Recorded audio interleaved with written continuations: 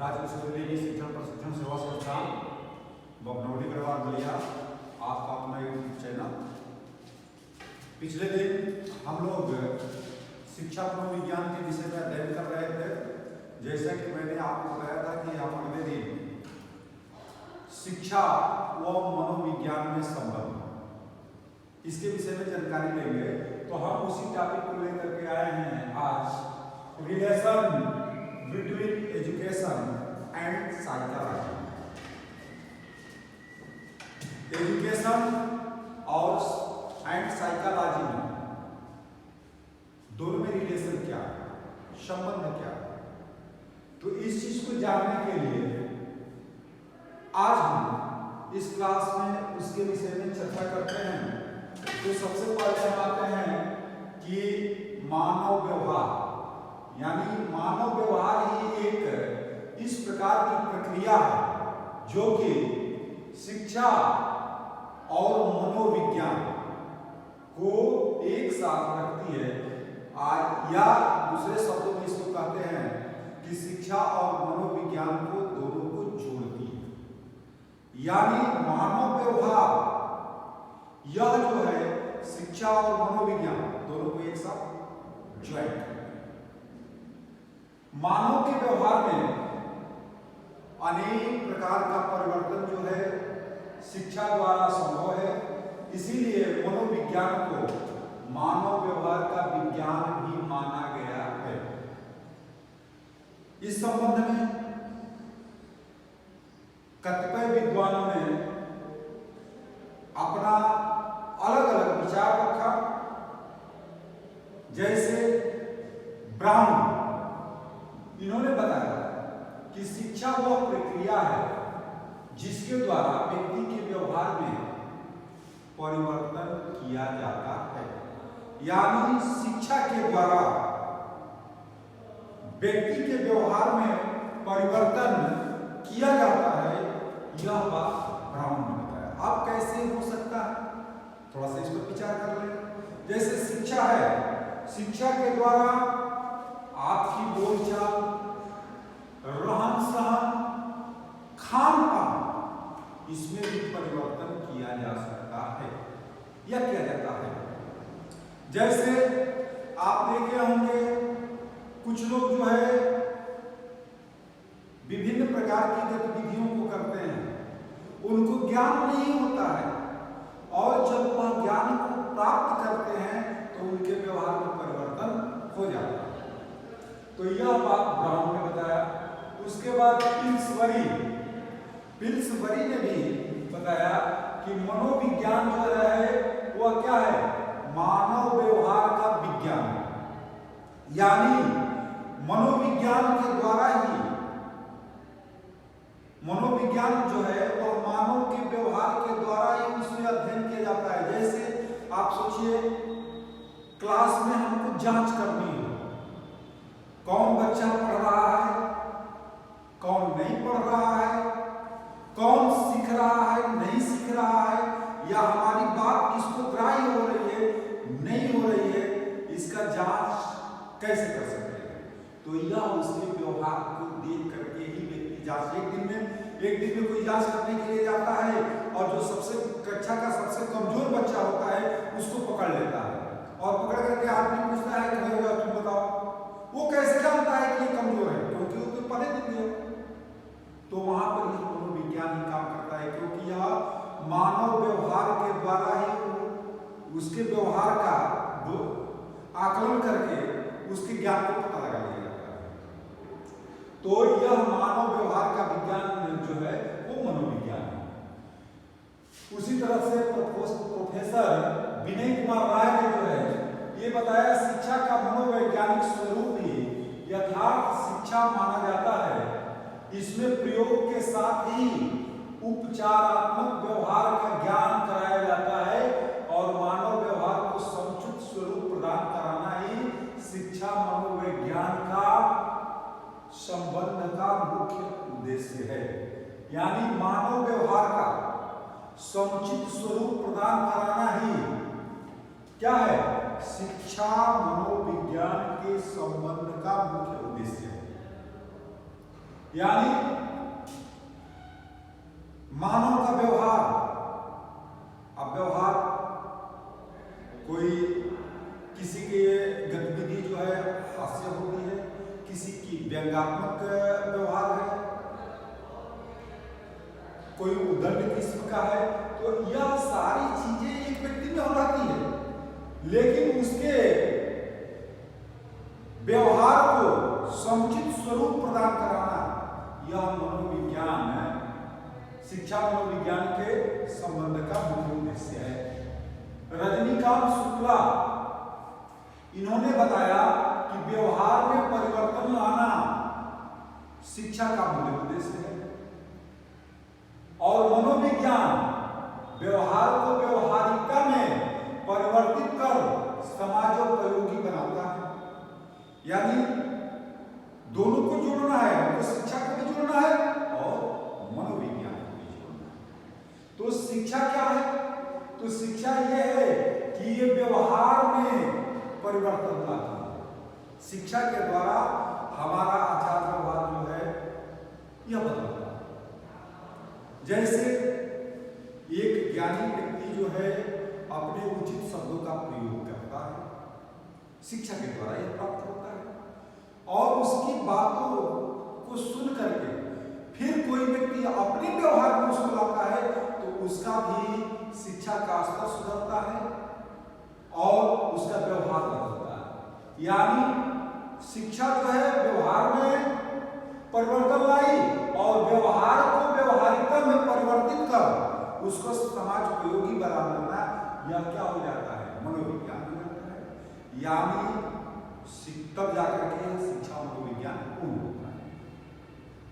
अब श्री सरजू प्रसाद चौबे ने बताया कि मनोविज्ञान का विस्तृत अंग सीखने के बारे में सभी बातों को पता लगाना कक्षा तक ही सीमित नहीं है। विधि के अर्थ में यह एक विज्ञान है। यानी विज्ञान,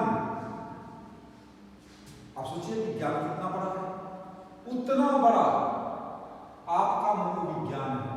यह केवल कक्षा तक ही सीमित नहीं है। इन परिभाषाओं के आधार पर यह तथ्य स्पष्ट हो जाता है कि शिक्षा एवं मनोविज्ञान का धूप और छाया की तरह संबंध। जो विद्वानों ने, कतिपय विद्वानों की परिभाषाओं को मैंने बताया, जिन्होंने बताया उनको अध्ययन करेंगे सबका अलग अलग, तो आपको यह बात स्पष्ट हो जाएगा कि शिक्षा एवं मनोविज्ञान का धूप और छाया की तरह संबंध है। इसका कारण यह भी है कि मनोविज्ञान ने शिक्षा के क्षेत्र में अभूतपूर्व सहयोग देकर शिक्षा की गतिशीलता प्रदान की है। अर्थात मनोविज्ञान को परिवर्तनशीलता का विज्ञान कहना कोई अतिशयोक्ति नहीं होगी। कारण यह है कि विज्ञान जो है, विज्ञान मानव चेतन, अचेतन, अर्धचेतन मन का अध्ययन कर व्यवहार में परिवर्तन लाने का प्रयास करता है। यानी विज्ञान क्या करता है? मानव चेतन, चेतन समझते हैं भाई? देखिए, चेतन का मतलब हम पूर्ण रूप से जागरूक है, अपने ध्यान को पूर्ण रूप से केंद्रित किए हुए हैं, यह चेतन अवस्था है। और चेतन की अवस्था यह है कि कोई कुछ भी करे, क्या कर रहा है नहीं कर रहा है हमको पता ही नहीं है कि क्या हो रहा है, यह अचेतन की स्थिति है। और अर्धचेतन के मतलब कि कुछ सुन रहा हूं, कुछ जान रहा हूं, कुछ नहीं जान रहा, यह आपकी अर्धचेतन स्थिति है। तो यह विज्ञान जो है क्या करता है? मानव चेतन, अचेतन, अर्धचेतन मन का अध्ययन कर व्यवहार में परिवर्तन लाने का प्रयास करता है। अब जो है यह मनोविज्ञान द्वारा किए जाने वाले कौन से परिवर्तन हैं? Changes brought about by psychology, अर्थात इसमें सबसे पहले बालक की प्रधानता। प्राचीन काल से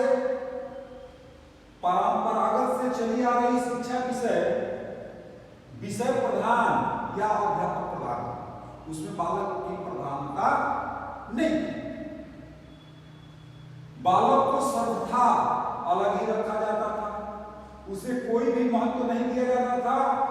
जबकि क्या किया, मनोविज्ञान ने बालक में ज्ञान को स्वीकार किया और यह मानने लगा कि बालक में ज्ञान पूर्व संचित निधि की तरह है और अध्यापक क्या है, यह एक मार्गदर्शक है, पथ प्रदर्शक है और मार्गदर्शक और पथ प्रदर्शक है। इसको ही प्रधान पहले मान लिया जाता था, विषय वस्तु को प्रधान मान लिया जाता था और बालक को नगण्य मान लिया जाता था और यह मान करके शिक्षा दी जाती है। लेकिन कालांतर में यह बदलाव हुआ और इस समय जो शिक्षा दी जाती है वह बाल केंद्रित शिक्षा दी जाती है। यानी शिक्षा को क्या कर दिया गया, बाल केंद्रित बना दिया और यह धारणा बना दी कि शिक्षा बालक के लिए है, न कि बालक शिक्षा के लिए। पहले क्या होता था कि भाई बच्चे रहेंगे तभी पढ़ाएंगे, यानी बालक को यह माना गया था कि ये बालक है, इसको शिक्षा हमको दे रहा है।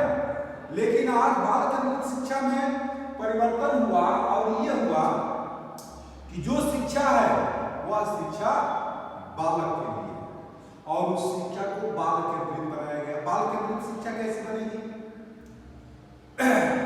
बाल केंद्रित शिक्षा यह बनेगी कि बच्चा जो है किस तरह से उसमें केंद्रित हो जाए। जैसे आप सपोज करिए छोटा बच्चा है, भाई आप बीएड ये करके और जाएंगे तो क्लास 1 से लेकर के 5 तक के बच्चों को पढ़ाने के लिए जाएंगे। अब क्लास 1 से 5 के बच्चे को पढ़ाएंगे और उस बच्चे को हमको बाल केंद्रित शिक्षा देनी है तो कैसे देंगे? बालक की प्रधानता हमको लाना है तो बालक जो है अपना ध्यान केंद्रित करता है। जैसे छोटे बच्चे होते हैं कागज को फाड़ने में, कागज को गिनने में या गोलियों को गिनने में, या जो बैलों के गर्दन में पहले ये गुड़िया कहा जाता था उसको बांधते हैं, उसको गिनने में, उसमें वह रुचि लेता है। अब उसको हम लेकर के रख लिए, गोली ही रख लिए। हमने कहा कि भाई जोर सिखाना है हमको, तो हमने एक गोली इधर रख दिया, एक गोली इधर रख दिया और कहा दोनों को मिला दो। अब कितना हो गया भाई?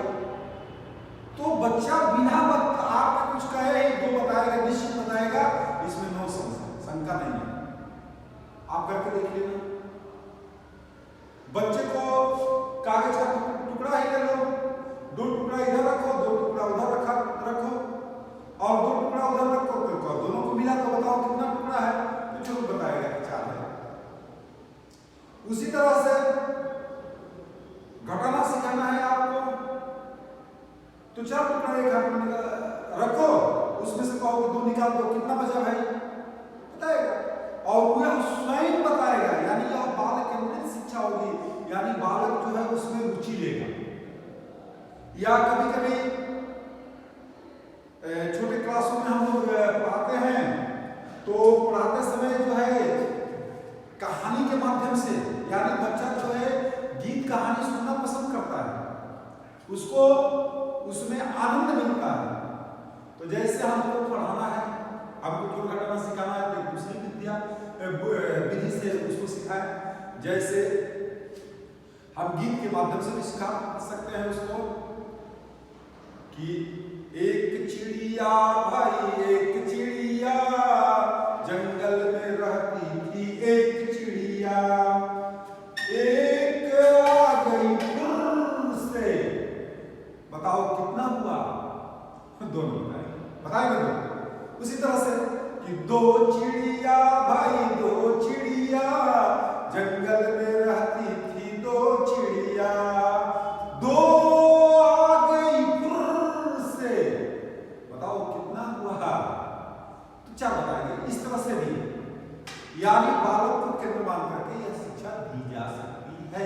इसी तरह से घटाना को भी सिखाना है हमको, तो घटाना को सिखाना है कि जंगल में गीत के माध्यम से सिखाना है, ऐसे सिखा दीजिए कि 2 चिड़िया भाई 2 चिड़िया जंगल में रहती थी 2 चिड़िया, एक उड़ गई फुर से। बताओ कितना बचा? तो तो इस तरह से आप बाल केंद्रित शिक्षा कर सकते हैं। अब जो है मनोविज्ञान जो है ये बताता है कि बालक की प्रधानता होनी चाहिए। दूसरी बात, मनोविज्ञान हमको बताता है कि बालक के विभिन्न अवस्थाओं का परिज्ञान हमको पढ़ना है, तो उनकी अवस्था का भी हमको ज्ञान होना चाहिए। यानी मनोविज्ञान में बालक की विभिन्न अवस्थाओं को अच्छी तरह से निरीक्षण करके अवस्थानुसार शिक्षण की व्यवस्था को महत्व दिया। अब ये नहीं कि जैसे मैंने गीत के माध्यम से बताया, अब 6वीं क्लास के बच्चे को भी जोड़ घटाना का भाग इसी तरह सब सिखाए, ऐसा नहीं।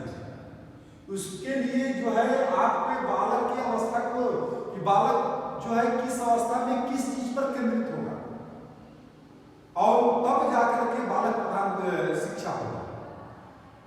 तो उसको जो है अवस्थाओं को अच्छी तरह से निरीक्षण करके अवस्थानुसार शिक्षण की व्यवस्था को महत्व दिया। और इसके पूर्व किसी भी आयु वर्ग के बालक को, बुद्धि लब्धि के बालक के आयु वर्ग की कक्षा में ही अध्ययन करना पड़ता था। यानी पहले होता क्या था, जैसे किसी बच्चे की उम्र जो है 8 वर्ष है और किसी की 5 वर्ष है। 5 वर्ष वाले की जितनी बुद्धि लब्धि है उतनी ही 8 वर्षों के बच्चे की बुद्धि लब्धि है, तो दोनों को एक ही क्लास में रखा जाता है। यानी बुद्धि लब्धि के अनुसार जो है शिक्षण की व्यवस्था थी।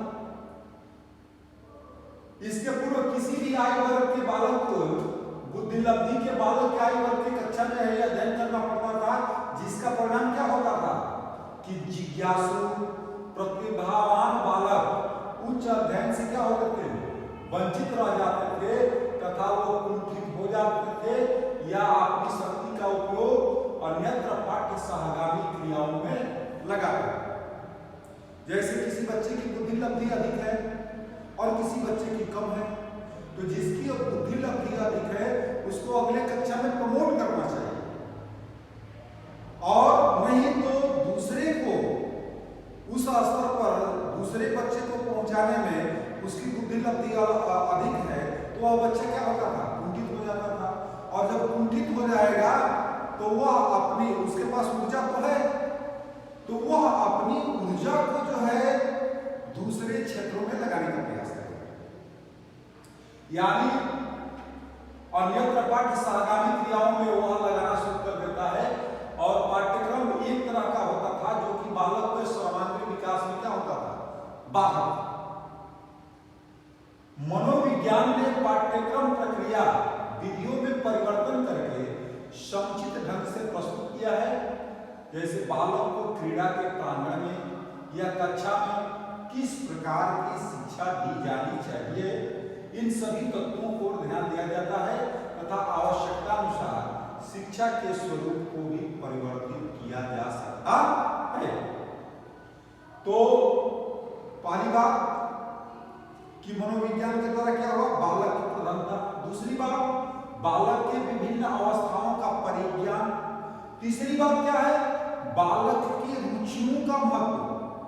मनोविज्ञान के मान करके जो शिक्षा दिया जाता है, तो बालक की रुचि को भी महत्व देना पड़ेगा, तब जाकर के उसमें सर्वांगीण विकास हो सकता है।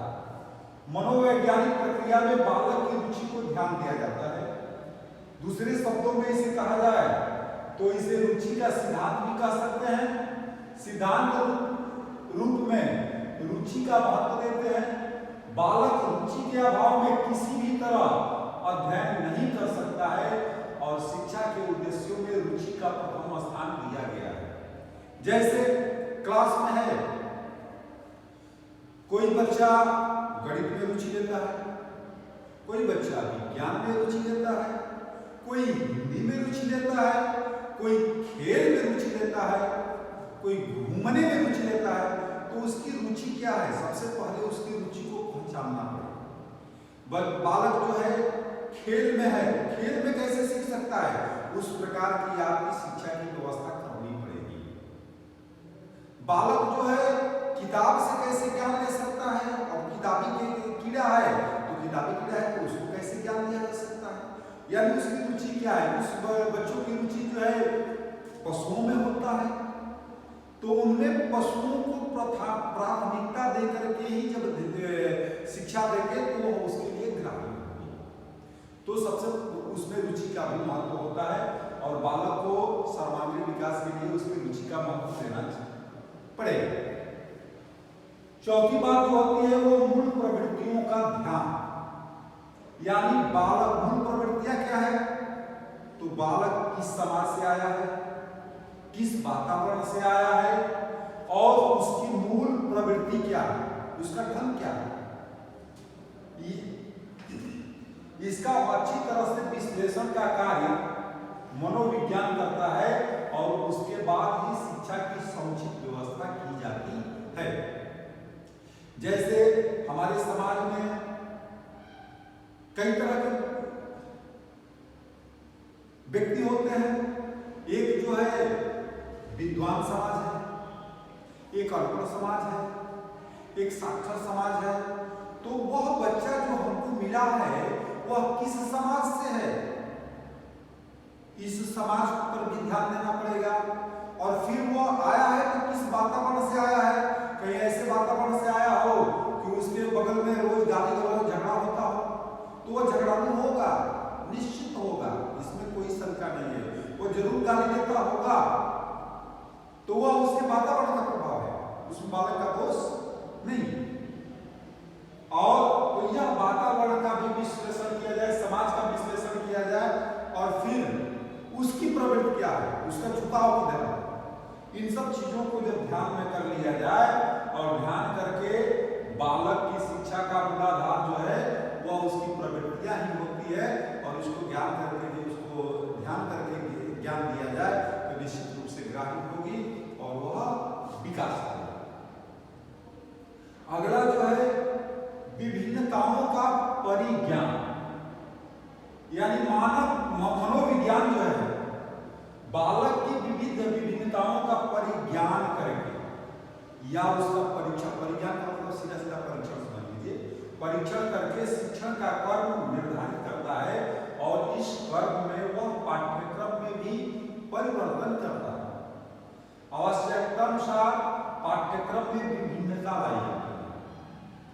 बालक की रुचियों, क्षमताओं, योग्यताओं, इसके अनुसार पाठ्यक्रम को प्रस्तुत किया जाता है जिससे कि प्रतिभावान छात्रों एवं मंद बुद्धि पिछड़े बालकों के लिए अलग अलग व्यवस्था की जाती है। भाई जो यह जब उसके विभिन्नताओं यानी उसका परीक्षण करके शिक्षण करते हैं तो उसमें हमको ये बात को ध्यान रखनी होगी कि बालक की रुचि क्या है, उसकी क्षमता कितनी है और उसकी योग्यता कितनी है। तो यानी रुचि, क्षमता और योग्यता के अनुसार ही उसको बताएंगे तो ग्राह्य होगा, अन्यथा वह ग्राह्य नहीं होगा। उस बच्चे की रुचि जो है खेल खेल में सीखने की है और उसको आप जबरदस्ती कार्य कराएंगे, जबरदस्ती पढ़ाएंगे तो नहीं करेगा। उसकी क्षमता है, जैसे मोबाइल है तो मोबाइल में भी आपका ये भरते हैं तो कहते हैं कि 2 GB का डाटा है, ये 3 GB है, ये 4 GB है। अब बताओ कि 2 GB डाटा, 2 GB का जो है उसमें डाटा 4 GB का भरने लगेंगे तो जाएगा नहीं जाएगा। यानी उसकी क्षमता जितनी होगी उतना ही वह ग्राह्य करेगा। अब जो है उसके बाद जो है शिक्षणेतर क्रियाओं को महत्व, मनोविज्ञान द्वारा शिक्षण कार्य पद्धति के पूर्व शिक्षणेतर क्रियाओं के माध्यम से शिक्षण की व्यवस्था नहीं थी और शिक्षा जो थी वह विषय प्रधान थी, अधिक बल विषय पर दिया जाता था। मनोविज्ञान में काव्य पाठ, परिसंवाद, क्रीड़ा, मनोरंजन, अंत्याक्षरी, काव्य संरचना, इन माध्यमों से शिक्षण के क्रम को चलाया जाता है। और यह क्या है, यानी पहले क्या था, अध्यापक क्लास में जाता था, किताब उठाता था, उस किताब में जो लिखा है उसको आपको पढ़ देता था और पढ़ने के बाद उसी को आपसे पढ़वाता और आप भी उसी तरह से उसको रटते जाते।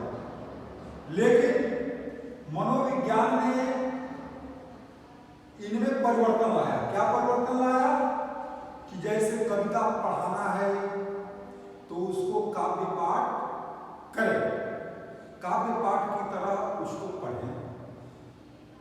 परिसंवाद यानी हम भी बोले और आप उत्तर दें, आप प्रश्न करें मैं उत्तर दूं, ये परिसंवाद हुआ। क्रीड़ा यानी खेल, खेल खेल में भी सीखा जाए। मनोरंजन, मनोरंजन हम करें लेकिन सकारात्मक मनोरंजन करें। भाई हम टेलीविजन देखते हैं, मोबाइल पर भी बहुत सारी चीजें देखते हैं, लेकिन हमारा मनोरंजन जो है वह मनोरंजन होना चाहिए जिससे हमारा ज्ञान बढ़े। एक मनोरंजन है कि आपको मनोरंजन मिलेगा लेकिन आपका क्षेत्र बिगड़ सकता है, आपका विकास रुक सकता है, तो आपको उसको भी चयन करना है। अंताक्षरी पहले होती थी, इस समय तो लगभग लुप्त सी होती जा रही है, लेकिन अंताक्षरी का काम पहले होता था कि एक बच्चा जो है जैसे बोलता था कि हिंदी में आज अंताक्षरी होगी, जैसे रणवीर चौकड़ी भर भर कर चेतक बन गया, निराला था, राणा प्रताप के घोड़े से पड़ गया हवा का पाला था, तो लास्ट में थ शब्द गिरा, तो जो दूसरा बैच होता था उसमें से ये होता था कि थ अक्षर से शुरू करो, यह अंताक्षरी होती थी। तो वो बोलता था कि थाल सजाकर किसी पूजने चले वीर मतवाले, ऐसे गाता था। फिर मतवाले हो गया यानी लौ पर गया, तो ये अगला क्रिया होता था कि लौ पर गाओ, तो लाठी लेकर भालू आया, ढोल बजाया, ऐसे बच्चे बोलते। ये अंताक्षरी, और इस अंताक्षरी में आपकी बुद्धि लब्धि बढ़ती थी। यानी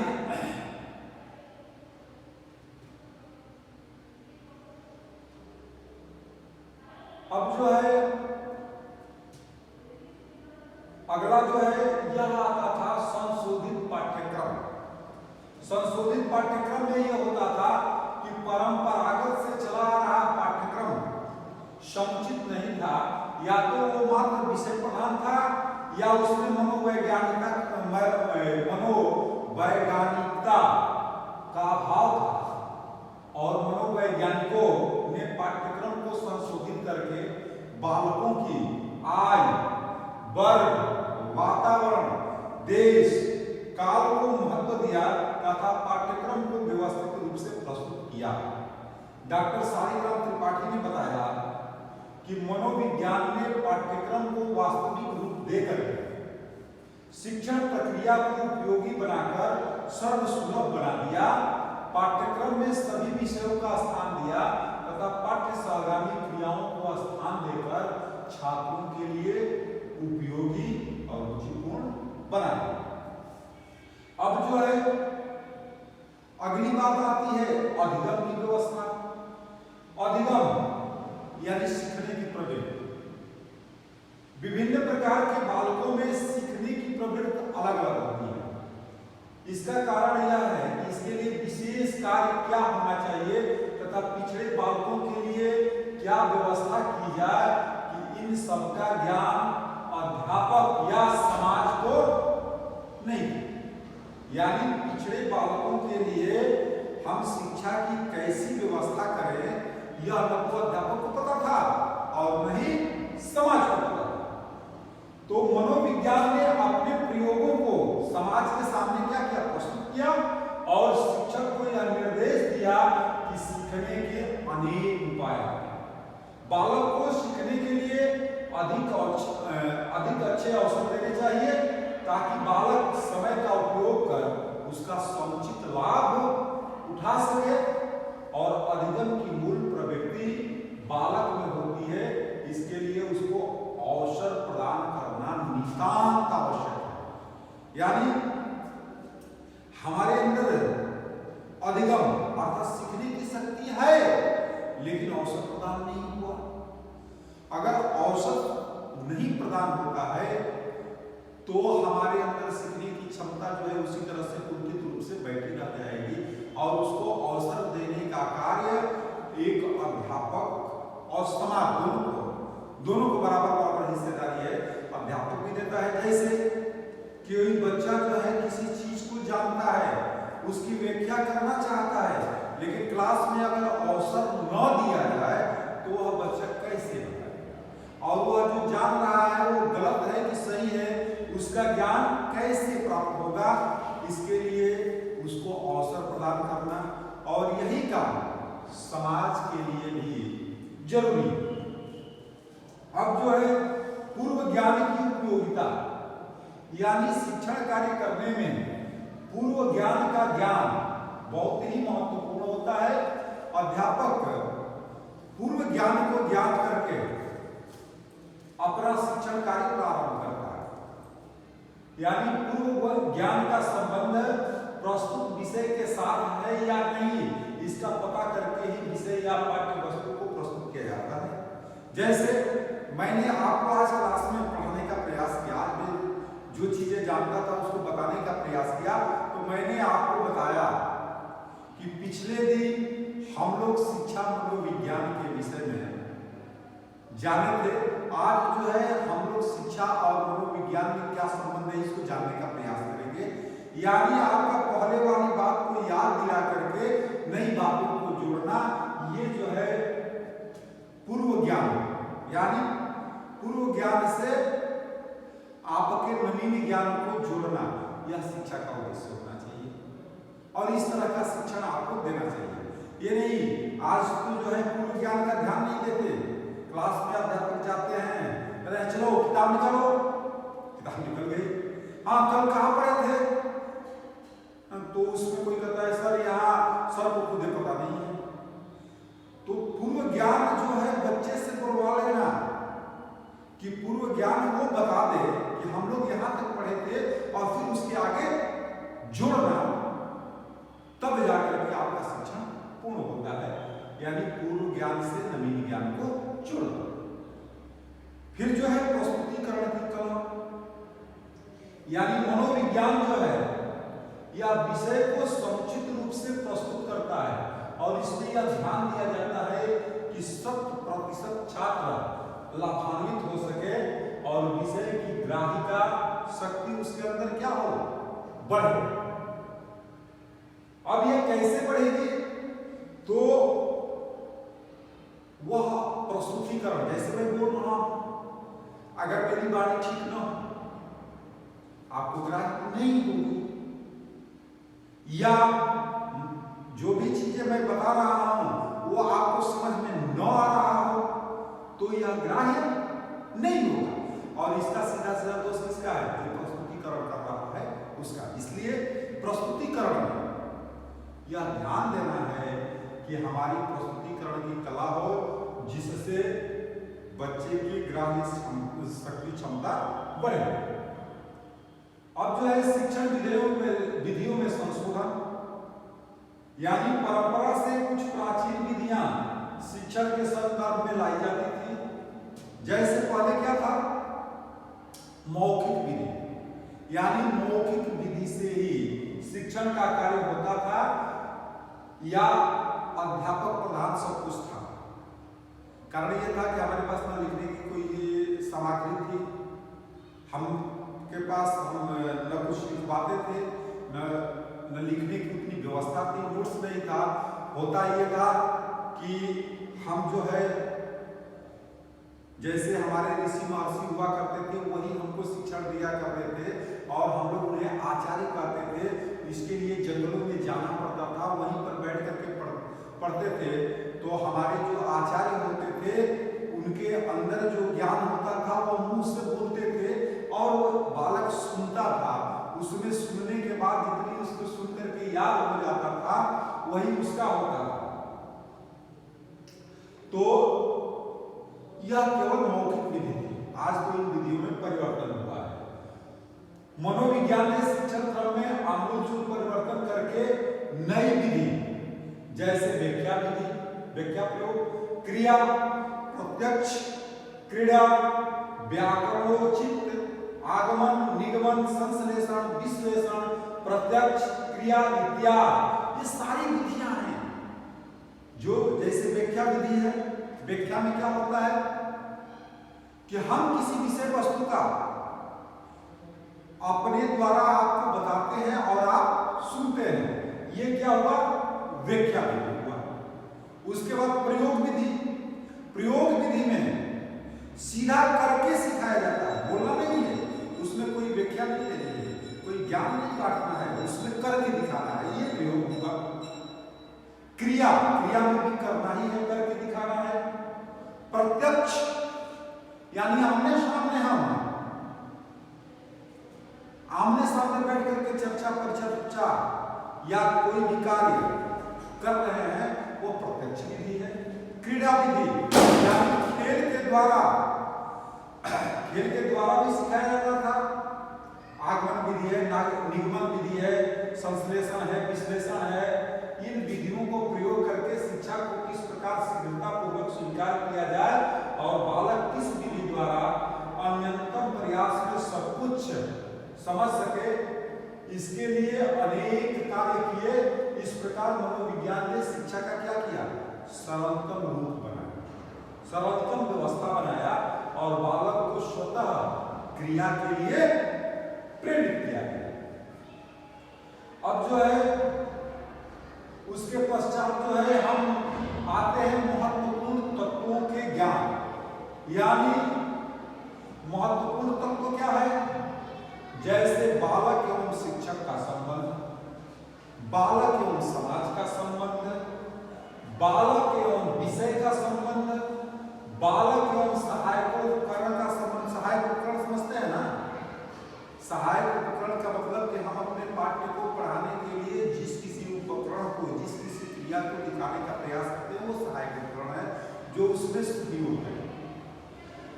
बालक एवं पाठ्य सहगामी क्रियाओं का संबंध, बालक एवं विद्यालय का संबंध, बालक एवं वातावरण का संबंध, बालक एवं अभिभावक का संबंध। यह सारी चीजों का ज्ञान करके शिक्षण की व्यवस्था बनाएंगे। और जब इसको पूरा ज्ञान करके शिक्षण की व्यवस्था बनाएंगे तो वह निश्चित रूप से ग्राह्य होगी। अब जो है परीक्षण के नवीन प्रयोग, यानी मनोविज्ञान ने एक परंपरागत से चली आ रही परीक्षण विधि प्रक्रिया में परिवर्तन किया। यानी जो पहले मौखिक परीक्षा प्रचलित थी या निबंधात्मक परीक्षा होती थी, भाई आज भी है, देखते होंगे नौकरी वगैरह भर्ती के लिए जाते हैं तो इसमें दो तरह की परीक्षा है। एक परीक्षा जो है कहते हैं कि लिखित परीक्षा है, एक मौखिक परीक्षा है। अब जो है मौखिक परीक्षा को काट भी दिया जाता है, कुछ कुछ जगहों पर है, लेकिन मौखिक का मतलब कि आप मुंह से बोल करके कितना बताते हैं और लिखित का मतलब लिख करके लिखना। तो ये मौखिक परीक्षा पहले चलती थी और निबंधात्मक यानी 4-4 पेज 5-5 पेज लिखना, निबंध लिखना, इस तरह की परीक्षाएं हुआ करती थी। लेकिन मनोविज्ञान ने दोनों विधियों का उपयोग किया ही तथा परीक्षा के लिए प्रयोग कार्य की भी व्यवस्था की और इसके लिए कौशल परीक्षाओं की व्यवस्था की गई। जैसे बुद्धि परीक्षा, व्यक्तित्व मापन एवं मूल्यांकन और वस्तुनिष्ठ परीक्षा। बहुविकल्पी प्रश्न दे दिए जाते हैं, एक प्रश्न बताइए, उसके 4 विकल्प दे दिए जाते हैं, उसमें से चुनो कौन सही है। तो इस तरह की परीक्षाओं की व्यवस्था जो है यह हमारे मनोवैज्ञानिक विधियों द्वारा की जाता है, मनोविज्ञान में। अब जो है अगली बात आती है अनुशासन। यानी मनोवैज्ञानिक विधि ने शिक्षण क्रम को एक सुव्यवस्थित रूप प्रदान किया और सुव्यवस्थित शिक्षण ही एक अनुशासित शिक्षण माना जाता है। अनुशासन की समुचित एवं व्यवस्थित रखने के लिए पहले क्या होता था? क्लास में अनुशासन बनाने के लिए या क्लास के बाहर अनुशासन बनाने के लिए अध्यापक जो है दंड दिया करते थे, भय दिखाया करते थे, या अध्यापक के आतंक से बच्चा डरता था। तो इस तरह से वो अनुशासन बना। कुछ नहीं बताया, कोई बच्चा उधर उसको डंडा मार करके उसको शांत कर। तो यह भय, दंड, भय और आतंक से अनुशासन बनाता था, जबकि मनोविज्ञान क्या किया कि मनोविज्ञान में जो है प्रेम, सौहार्द और सहानुभूति का स्थान दिया। यानी अनुशासन हमको बनाना है, लेकिन कैसे अनुशासन बनाना है? प्रेम से बनाना है, सौहार्द पूर्वक बनाना है और बच्चे के साथ सहानुभूति रख करके अनुशासन बनाना। उसको दंड, भय या आतंक से अनुशासन नहीं बनाना। अनुशासन भी बनाना ही है। अनुशासन, जबकि अनुशासन नहीं रहेगा तो आपका अनुशासन शिक्षण नहीं माना जाएगा, इसलिए अनुशासन भी जरूरी है। अब जो है उपयुक्त इन सभी संदर्भों के विषय में विचार करने के बाद क्या होता है, इस तथ्य की ओर पहुंचते हैं कि मनोविज्ञान में शिक्षणेतर सभी प्रकार के वर्ग को प्रभावित किया है। शायद इसीलिए इसे शिक्षण के संबंध में आधारभूत विज्ञान की मान्यता प्राप्त है तथा शिक्षण प्रक्रिया पूर्ण रूप में मनोविज्ञान पर ही आधारित है। तो ये आपको इन सब बिंदुओं से स्पष्ट होता है कि शिक्षा और मनोविज्ञान में क्या संबंध है। अब जो है अगला बात आती है कि शिक्षा मनोविज्ञान, इसका अर्थ क्या है और इसका क्षेत्र क्या है।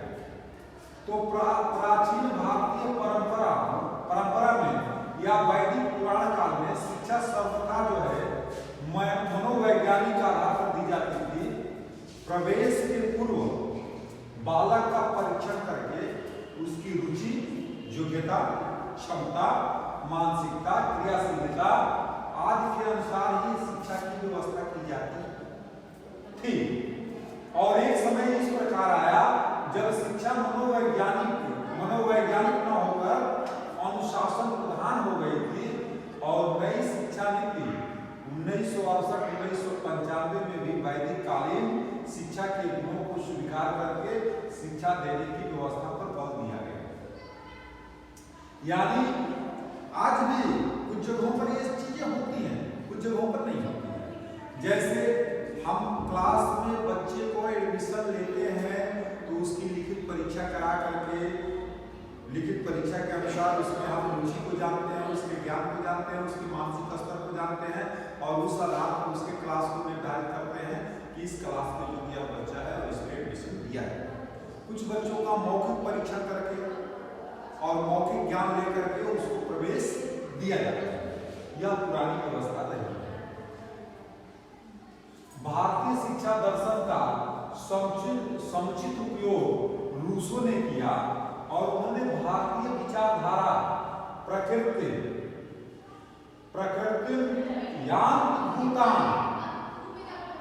यानी प्रकृति यांत्रिक भूतान, इस पर जो है बल दिया, मान्यता दी। अर्थात प्रकृति की ओर लौट चलो, बैक टू नेचर। आज क्या हो रहा है, हम प्रकृति से दूर हट गए हैं। जैसे एक छोटी सी बात मैं बताता हूं, क्योंकि हमारा देश कृषि प्रधान देश है और कृषि प्रधान देश है तो कृषि प्रधान देश में हमारे कृषि के महत्व रख दिया गया। और सबसे पहले फर्टिलाइजर्स, उर्वरक जब आया, पहले हमारे यहाँ खेती होती थी गोबर की सड़ी खाद। गोबर की सड़ी खादों को हम खेत में ले जाकर के डाल देते थे और खेत में डालने के बाद उस पर जो है फसल ले जाकर के बोते थे। कोई फर्टिलाइजर्स नहीं देते थे और उससे जो है जो हमारा उत्पादन होता था थोड़ा कम होता था, लेकिन उत्पादन उस समय भी होता था। कालांतर में हुआ क्या कि फर्टिलाइजर्स बने और फर्टिलाइजर्स का उपयोग करने के लिए हमारे कृषि वैज्ञानिकों ने सलाह दे दिया और खेतों में छिड़कने की बात होती थी तो किसान कहता था कि नहीं हमारा खेत खराब हो जाएगा, उस समय चाहता था। लेकिन जबरदस्ती या उसको लालच देकर के छिड़काव कराया गया और छिड़काव कराने के पश्चात पश्चात जो है आज के डेट में ये हो गया है कि सबसे अधिक डाई और यूरिया का प्रयोग यानी फर्टिलाइजर्स का प्रयोग किसान स्वयं कर रहा है और हमारा कृषि वैज्ञानिक आज उसको रोक रहा है। पहले क्या किया, प्रकृति से दूर हट गया और फिर क्या कर रहा है, प्रकृति की ओर लौट चलो।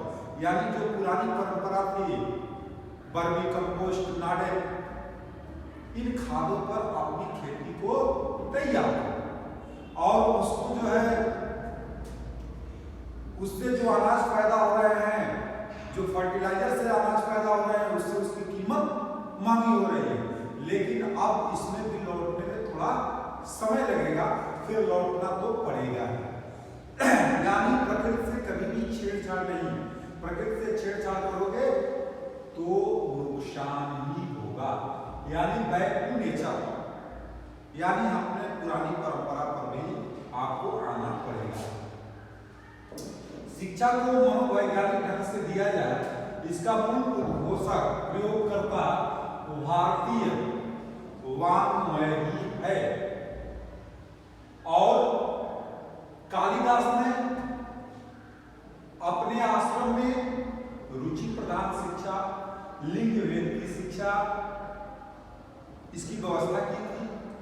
और यही सब व्यवस्था ऋषि वाल्मीकि ने किया, सांदीपनि ने किया, द्रोणाचार्य ने किया। इन लोगों के जितने शिक्षण केंद्र थे, उन शिक्षण केंद्रों पर जो है रुचि प्रधान शिक्षा यह प्राचीन काल में दी गई। और आज पुनः हमको उसी तरह रुचि प्रधान शिक्षा पर ही बल दिया जा रहा है।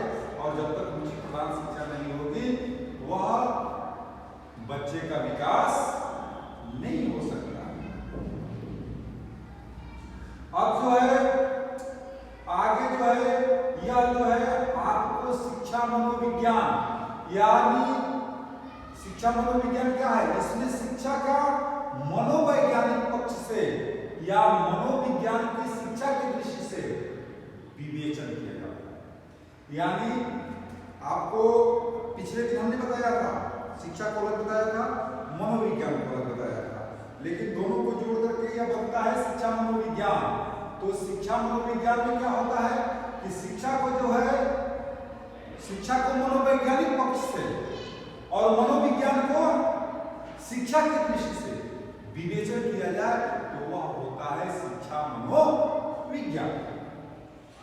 श्री पी.डी. पाठक एवं त्यागी ने जो बताया कि शिक्षा मनोविज्ञान दो शब्दों के योग से बना है, अर्थात शिक्षा और मनोविज्ञान, दूसरे शब्दों में यह मनोविज्ञान का व्यवहारिक रूप है और शिक्षा की प्रक्रिया में मानव के व्यवहार को अध्ययन करने वाला विज्ञान।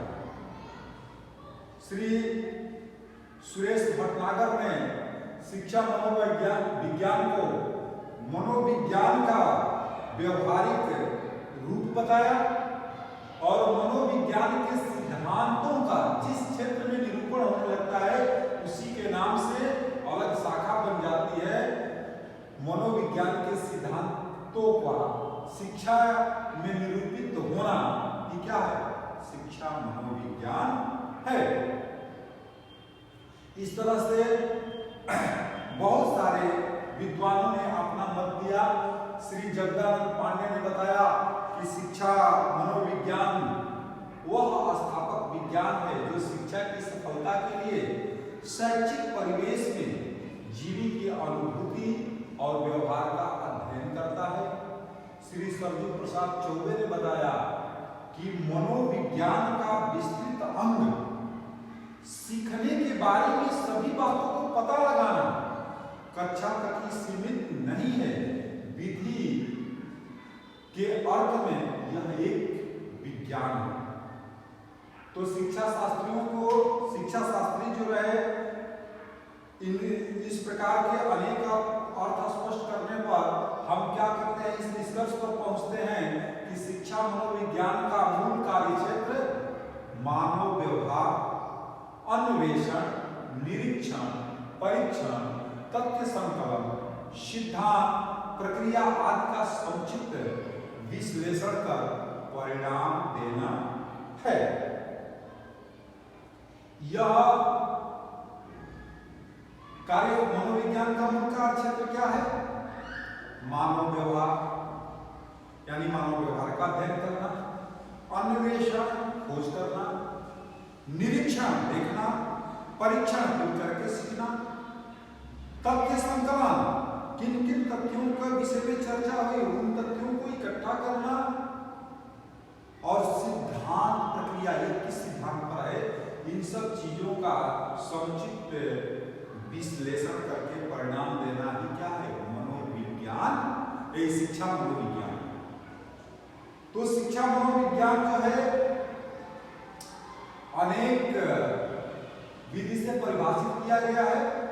अब शिक्षा मनोविज्ञान की परिभाषाएं जो हैं अगले क्लासों में हम लोग जानने का प्रयास करेंगे।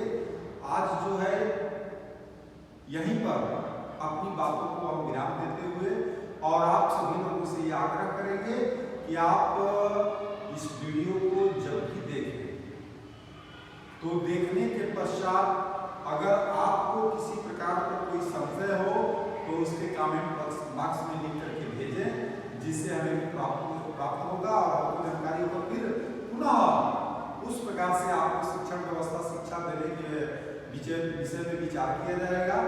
अभी जो है क्लास के पश्चात परीक्षाओं में किस तरह से प्रश्न आएंगे, किस तरह से आपको परीक्षा में पास होना है, इन सब विधियों पर भी चर्चा करेंगे।